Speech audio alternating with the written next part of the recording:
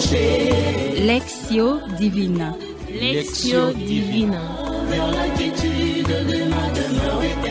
Lectio Divina, une émission pour méditer, prier et vivre la parole de Dieu au quotidien.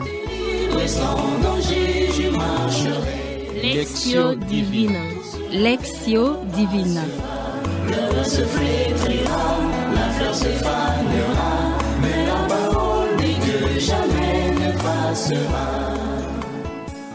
Estimés auditeurs et auditrices, à tous ceux qui nous suivent de partout, aux amis fidèles de l'émission Lectio Divina, bonjour. Nous sommes très heureux de nous retrouver une fois de plus à travers la voix des ondes et autour de la parole de Dieu, afin de prier cette parole. Et signalons-le déjà que nous allons vivre cette lectio au rythme du 23e dimanche du temps ordinaire, année B. L'évangile nous proposé en ce dimanche est extrait de Marc 7, verset 31 au verset 39. Aussi, sachez que ce moment de lectio sévit avec les jeunes, filles comme garçons. Ce sont eux et elles qui nous aideront pour une animation meilleure. Au micro, vous suivez Omer Diela, missionnaire de Saint-Paul.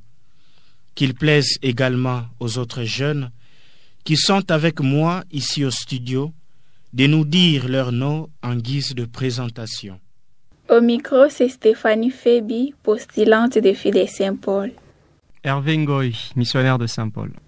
Je suis Aline Sawadogo, postulante des filles de Saint-Paul. Par ailleurs, chers auditeurs et auditrices, nous allons invoquer la présence et l'assistance de l'Esprit Saint afin qu'il nous embrase et ravive à nous les dons de mieux partager et de mieux prier sa parole.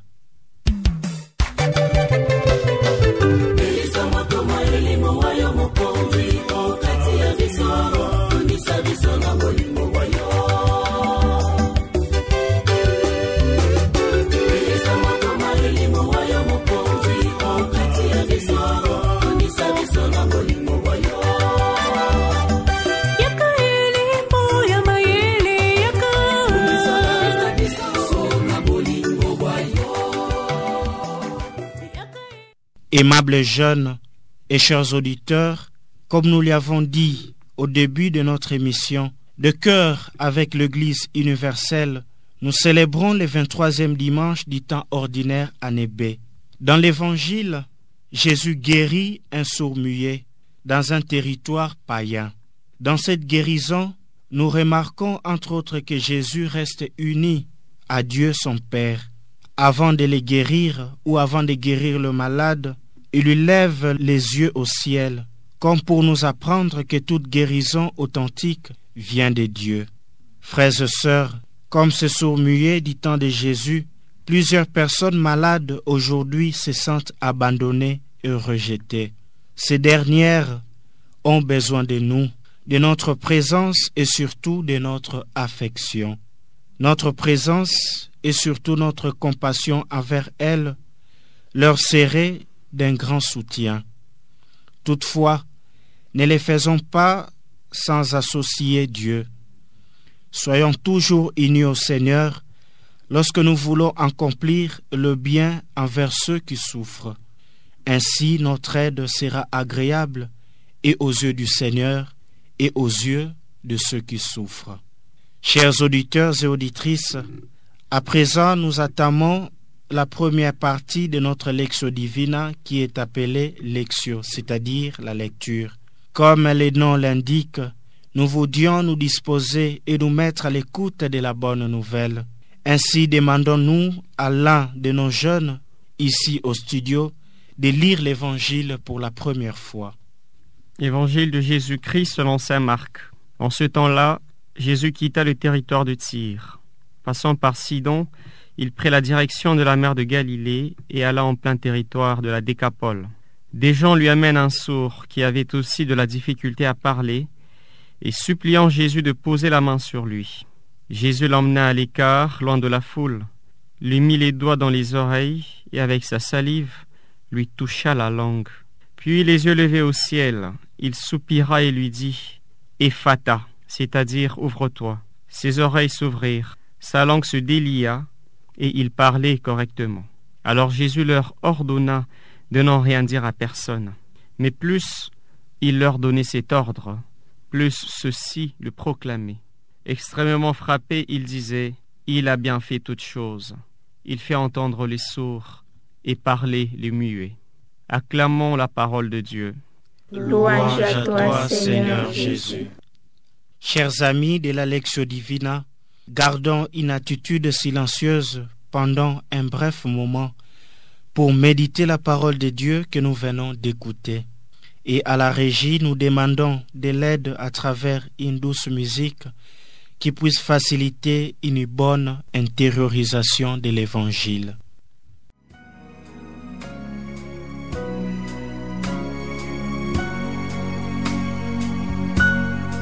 Nous te rendons gloire et honneur. Nous levons nos mains et te louons en exaltant ton saint nom. Nous te rendons gloire et honneur.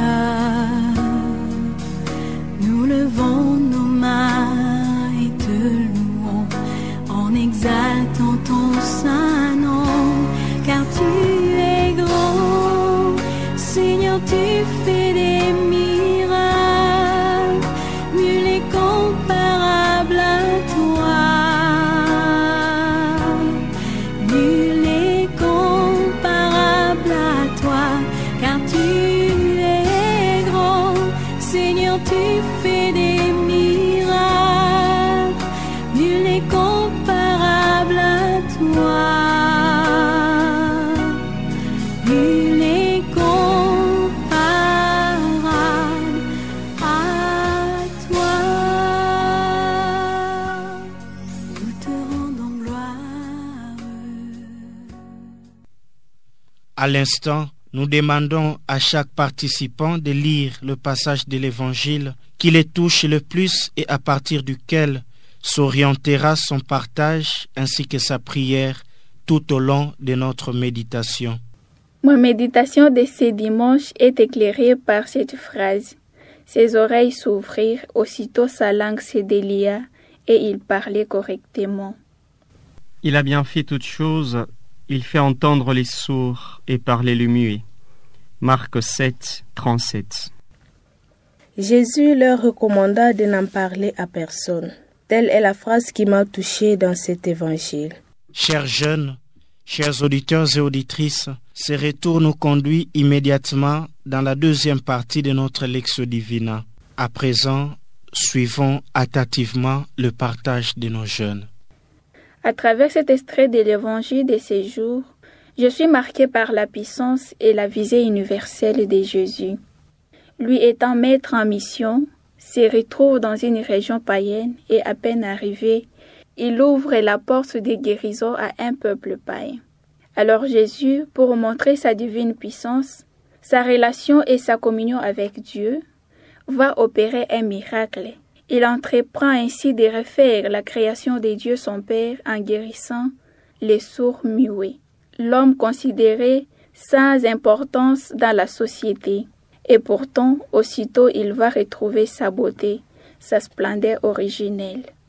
Grâce à la miséricorde et compassion de Jésus, Maître, voie, vérité et vie. Par la guérison de ces sourds muets, je suis rassurée que la solution rapide de toute souffrance, de toute maladie et de toute situation se trouve chez Jésus. Et comparant ma vie par rapport à ces passages évangéliques, je trouve que moi également je suis sourd-muette, car quelquefois je me sens incapable de communiquer convenablement et bloquée dans mes habitudes, d'où même, pendant la messe, je n'ouvre pas la bouche, ni pour répondre aux célébrants, ni chanter ensemble avec la chorale. Aujourd'hui, par les sacrements de l'Eucharistie, Jésus vient me rencontrer, me toucher et me guérir, moi qui suis enfermée à moi-même. C'est une invitation à moi à avoir la foi pour être guéri et ouvrir mon cœur pour recevoir sa grâce afin de quitter les habitudes qui me rendent sourde, muette. Frères et sœurs, dans la péricope de l'évangile de ce jour, Jésus guérit un sourd-muet. En opérant ce signe, Jésus rappelle les promesses faites par le prophète Isaïe. Cet épisode réveille en moi une attitude de foi et de confiance. Car pendant ces guérisons, Jésus prend quelquefois la peine de demander au malade qui lui est présenté ce qu'il veut de la part du Seigneur. Ou même alors pendant des séances de délivrance, la première des choses est d'identifier le démon qui tourmente le possédé. Mais dans ce cas précis, Jésus guérit quelqu'un qui n'entend ni ne parle. D'où l'étonnement de la foule. Il fait entendre les sourds et parler le muet. Aujourd'hui encore, ce texte me place dans une attitude d'étonnement. Un étonnement devant un acte merveilleux qui, en fin de compte, me rappelle tout simplement que Dieu peut tout. S'il fait entendre les sourds et parler le muet, c'est la caractéristique des temps messianiques. Cela me fait comprendre que je suis en face du Seigneur, du Messie. Jésus opère encore des signes aujourd'hui. Il fait bien toutes choses, mais je suis encore peut-être aveugle pour voir ces merveilles. Ce texte m'invite donc personnellement à la confiance et à dire qu'il faut continuer à croire, car qui s'approche du Seigneur s'en trouvera bien. Dans cette péricope évangélique, je contemple et j'admire l'humilité de Jésus. Il a opéré un grand miracle aux yeux de tous, un miracle qui prévalait pour lui de se montrer, de se vanter, mais puisqu'il est Seigneur, il a voulu que cela reste dans le calme et dans le silence. C'est une occasion pour moi de me poser cette question. Est-ce que comme Jésus, j'utilise mes talents, mes connaissances, mes forces pour le bien de mes frères et sœurs? Le Seigneur m'invite aujourd'hui à rejeter toutes sortes d'orgueil pour revêtir une humilité sans pareille. Aimables jeunes et amateurs de la Lectio Divina, la troisième partie de notre lecture priante, dite Oratio, veut que chaque orant ou orante exprime du fond de son cœur sa prière et au besoin ses aspirations à Dieu. À présent, avec une attention soutenue, suivons la prière de nos jeunes. Seigneur Jésus, je te remercie de m'avoir nourri de ta parole qui donne vie. Que ton corps communié aujourd'hui puisse me rendre capable d'entendre ta parole et de la partager à mes frères et sœurs. Daigne entrer dans mon cœur. Trouve-toi une demeure, que je puisse marcher avec toi, vivre avec toi et parler avec toi tout au long de toute ma vie. Amen. Seigneur Dieu, éternel et tout-puissant, toi qui fais bien toutes choses, accorde-moi de ne point douter de ta toute-puissance, que j'ai toujours confiance en toi qui peux tout, et guérir mes infirmités de l'incrédulité qui mettent en péril ma foi en toi, qui fais bien toutes choses. Amen. Seigneur Jésus, tu m'as nourri de ta parole, et tu m'enseignes aujourd'hui la vérité, la vertu de l'humilité. Fais que je sois humble en tout ce que je fais, pour être toujours conforme à ta sainte volonté. Amen. Chers jeunes, chers amis de la Lectio Divina, nous voilà à la fin de notre parole priée que nous venons de vivre non seulement ici au studio, mais aussi partout où vous nous suivez. La sœur Rita Michi, réalisatrice de cette émission et à qui nous disons sincèrement merci pour tous les efforts consentis. Merci également à notre stagiaire Gloria Biandoudi pour s'être associée à la sœur Rita pour cet apostolat riche. Et enfin, à notre fidèle ami Olivier Ngezi, nous disons merci pour son dévouement au service de la transmission de la parole divine. Puisse le Seigneur vous inspirer davantage et faire de vous toutes de personnes charitables, aptes à venir en aide à ceux qui en ont besoin. Chers jeunes et amis de la Lectio Divina, prière de ne pas nous oublier pendant vos moments de piété. Dieu aidant, nous sommes persuadés de vous retrouver à la prochaine et il ne nous reste qu'à vous souhaiter un excellent 23e dimanche du temps ordinaire. Ciao. La parole de Dieu est une lampe à mes pieds. Je marcherai joyeux sur la route sans broncher. Lectio Divina. Lectio Divina. Vers la quiétude de ma demeure éternelle. Lectio Divina, une émission pour méditer, prier et vivre la parole de Dieu au quotidien. Sans danger, je marcherai. Lectio Divina. Lectio Divina. Le se flétrira, la fleur se fanera, mais la parole dit que jamais ne passera.